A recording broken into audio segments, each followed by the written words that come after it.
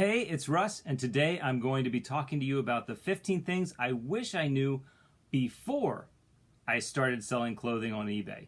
And if you stay to the end, you'll get a 16th bonus tip that I think if you're into thrifting and love those 50% off special days that happen every once in a while at your local thrift store, you'll want to know about, because it's a trick that can help you get great garments for a lot less. So let's get started. First, buy what you know. I know men's clothing, and I know the brands and styles that happened from the past decades I've lived through, but I don't know women's and children's. So when you start with something you're familiar with before jumping to something and learning about something you're unfamiliar with. It makes it easier, and you want to have success first, so this will give you a great start for success. Number 2, old does not always mean valuable. Sometimes it just means something is old. And in the same vein, rare does not always mean valuable. Take a child's shirt or soccer team. They produce 15 or 20 shirts for the team. Maybe it's personalized, so there's only a limited amount, but the fact is nobody else really wants it. So just keep in mind, old and rare are not always signs that something is valuable. Do your research, find out whether it is, and then make your decision. But don't just buy something because it's old and then be disappointed that it's not valuable. So keep that in mind. Number 3, and this is a big one, you're going to have to learn to get rid of stains. And this is going to become one of your best friends, or as some sort of stain cleaner. I use Shout and I use OxyClean. But basically, I'd say almost like 1 in 6 of the shirts I purchase have a stain. And the problem is the lighting in thrift stores tends to be poor quality. So even if you examine everything, you're still likely to come home and find a stain that you did not see when you go to take photographs.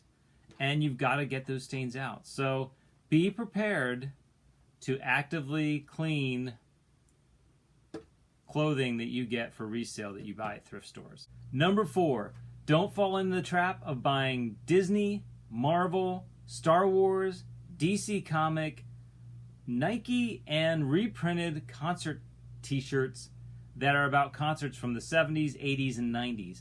It is a trap.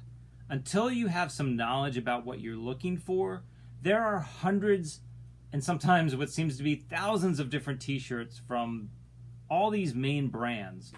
And you buy them thinking that you found some sort of treasure or something unique, and then you end up holding on to them for over a year because no one wants to buy it. It's not that unique. And it turns out it's from the 90s and it's not that much in demand.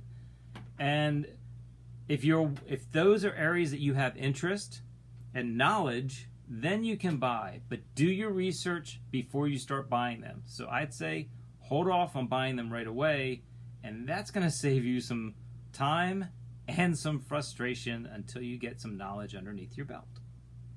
Hey, let's now talk about apps and identification and trying to figure out some of the values. There's 2 apps that I use primarily. One is eBay. When you type in a description like the manufacturer, the type of shirt it is, and you do a search to see if you can find the search that you have listed, which is very easy. And sometimes you get a direct match if there's a unique element on the garment. The other is using Google's app, their search app, which you can take a photo of the shirt. And this is especially useful with soccer jerseys. And especially when they're not U.S. soccer jerseys that I run into at the thrift stores here in Orlando. You take a photo, it matches up things that are very similar, and then you can kind of see the value or a name that goes with it. And sometimes an item might be for sale in eBay, so then you can go over to eBay and see what someone is selling an item for if it doesn't pop up in the search result from Google. So Google and eBay to help identify items. Now, if you're trying to figure out what somebody will pay for an item, then you need to I use the eBay app. And what I do is I Again, try and find a match for the item like I did, or find the name at Google. Go into the eBay app, do a search, see if you get a similar result, and then I looked to see, going to the filter, I went up and pushed added sold or completed sales to the list. Then I could see how many of these actually sold. So that way you can figure out what maybe to price things at. Now, another thing that comes up is, should you buy it? As I trying to go faster than normal through these, because my videos tend to go long. Sorry about that. Here's what I do. I try and get to at least 3 to 4 times what the price of something is. If I can sell it for that, I'm interested in buying it. So if I have a $10 item I can sell for $30 or $40, then I'm interested. If I have a $10 item I can sell for $20, I'm not interested because of the time and effort I'm going to put in to list the clothing. There's also another caveat that I use. If I think I can earn a solid $20 on the item, then I am going to consider purchasing it. I think that's a fair value. So think about, you're going to have to set up your own parameters, but have a benchmark. Here's another thing. You're going to buy a fake at some point. I bought a few. This was a Burberry. And it turns out the labels are normally, or what I found, always the same color. The stitching is not as fine as a normal Burberry, and I had to pull up photos and inspect this. In the store, though, I didn't know. Should you sell it online? No, because it damages your reputation. Can you return it to the thrift store where you bought it? Yes. It's still a shirt. It still looks nice, but it doesn't, as long as you don't sell it, it does not damage your reputation as a seller, and you want a solid reputation if you're selling online.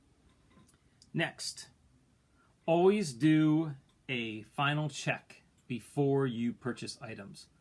I try and get everything that I'm going to buy. I get an end rack that's empty or a space I can be, and I go through and I'm looking for stains, rips, tears. I'm looking to make sure it has all the buttons. I'm looking to make sure, or checking the zipper to make sure it works, because you are going to find you purchase things. Tears. I'm looking to make sure it has all the buttons. I'm looking to make sure, or checking the zipper to make sure it works, because you are going to find you purchase things that have all those problems, and you cannot sell them unless you are a seamstress and can repair them. But then is it worth the time and the effort to repair everything once you bought it? Now, number 10, know that most thrift stores do not take returns. Once you buy it, that item is yours. Those that do accept returns tend to have a policy where you receive a store credit, which you often need to spend on the day that you bring the item back. So if you are going to return something and you would just shop the store, let's say you find a stain, a rip, or a tear, do not return it the very next day, and make sure the tags are still on it. Do not remove the tags if you find this, if they have the return policy. Then wait at least a week, as long as you can return it within a week or 14 days. Return it after a few days, at least a week, so that there's some more inventory in the store. So when you're shopping, going back to maybe use that credit, if you're returning something, maybe there's something new you can purchase and buy. That way you're making the most of the item that's being returned. I have notes. I'm trying to speed this up and go faster. That's the only way to keep me focused. Next, this is a must. Buy a scale. You want to buy a scale and use the shipping with whoever you're selling with. Why? Because you will save between 10 and 40% off shipping costs if you can weigh it at home, print the label out on your printer, and put it on the package yourself, instead of going to the post office, having them weigh it, and then paying what I'd say the retail postage price. eBay and other services work out discounts with the postal company, with the postal services, FedEx and UPS, to get the opportunity to ship your item. And also someone who does a lot of shipping gets a discount. Well, this is the way you get your discount, and this can make a difference in profitability and saving money rather than spending money to ship stuff. Know your thrift stores. If you have favorites, know their discount days. Know if they have a senior day that you can save 30% off everything. Know if they have a 50% off special day. Know the day that some items, like if there's a color tag, like at Goodwill a lot of times, every week one color tag drops to 50% off. Now it's been on the shelf or on the racks for 2 weeks, but you have the opportunity to save money picking up some items that have not been snatched up yet and purchase them 50% off. That 50% off can make a difference whether you want to buy it, especially if you're looking for a 3, 4, or 5, times the cost return on the item. So remember those days and go out of your way to shop on days where you can get the discounts. Next, keep in mind that eBay takes 12 to 15% off of the total sale, meaning the item and shipping. So if you have a $15 item that is $10 in cost and $5 in shipping, eBay is roughly going to take $2.25. That is, they're going to take $1.50 from the item that's sold for $10, and then they're going to turn around on your shipping and take 75 cents from your cost of shipping, which means that they're going to take a total $2.25. So if you're just covering the shipping cost, like if it only costs you $5 to ship, you're losing money because they're taking that from your item. So for a while I offered free shipping because they're like, that really grabs attention. And then with shipping prices going up, it turns out that screw that. I'm listing the shipping. It's a pass-through fee. I'm not making any money on it because every shipping cost, eBay is taking a claim. So know that your shipping cost, you're being charged a fee for it. So keep that in mind, and remember that everybody from Etsy to Poshmark, Mercari, they're going to take 12 to 20% of the total sale. So keep that in mind when you are selling items. Wow, we're up to number 14. Almost done. Vintage clothing sizing is different today than it was. The 70s and early mid-80s, sizes are much smaller than what they are today. Like a large used to be 40 to 42 when I was a kid for my dad. Now a large ranges 42 to 44 and sometimes 42 to 46. In the 90s when clothes got oversized, sizes got really large. So know that just because something says large, it doesn't match up if it's vintage, meaning 20 years or older in the clothing world. The sizing is going to need to be listed on your site. I think I've come to a point where I even I have an image of exactly what sizes I do. I do underneath the armpits, across the chest, so you have an idea of what it is around. And then I do on the front, I do the collar, top of the collar, to the bottom of the hem. And I do those measurements on almost everything that I put out there, so that the person can measure it against something they own and see whether or not it's going to fit and work for them. Sometimes items you purchase don't sell. And I've had stuff, and I still have stuff that is now over a year old. Some are a year and a half. And so you've got two options as you move along the curve. One, you've got to store it, which is a pain in the butt. And I would show you the boxes, but I'm not going to turn the camera. You can donate it back to the thrift store. But first, the most likely one is you keep reducing the price of the item. So if it was 20, it goes to 18, it goes to 18, it goes to 16, 16, 14, 14, 12, 10. But at some point, you're like, do I want to even deal with it? Shipping, the hassle, and you bundle it up and you donate it back to the thrift store. Now, before I get to the bonus tip, which some people are going to hate and other people are going to think, wow, that's genius. Well, maybe not genius, but please subscribe below. This is just 15 ideas, and I think I've got about 30. I'm going to be putting an article online on my new site that I'm working on. It's slowly getting put together. It's kind of archaic right now. But, we'd love to have you a subscriber. I don't make any money right now through eBay, but maybe someday. And here is I've got a lot. I probably have 40 tips in total to share between shipping and pricing and buying. But here we go. So, if you know a store or thrift shop is going to do 50% off day, should you go on the 50% off day and begin in the morning, be there bright and early to do your shopping? The answer is yes and no.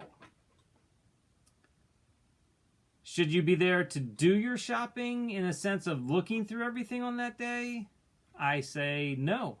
I say you go the night before and you go through the racks and find what you like. You have it on your side or on your person, and if you see what's there, and I'd say if it takes you 2 hours before closing to go, then go 2 hours before closing and do your shopping.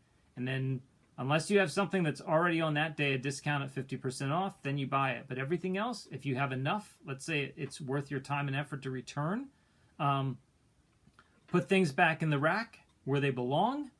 Take a photograph of every item, the grouping of items that you've selected that you'd like to purchase the following day, and you then show up when the store opens, go to the spot where you place the items. Sometimes, about 95% of the time, the items that you put there in the groupings, because you've taken a photo and you know that they're right by this spot or that spot, you can go right there and pick them up and head out the store before the crowds, because the crowds get big, and you can leave and purchase your items. So you've basically done your work the day before the event.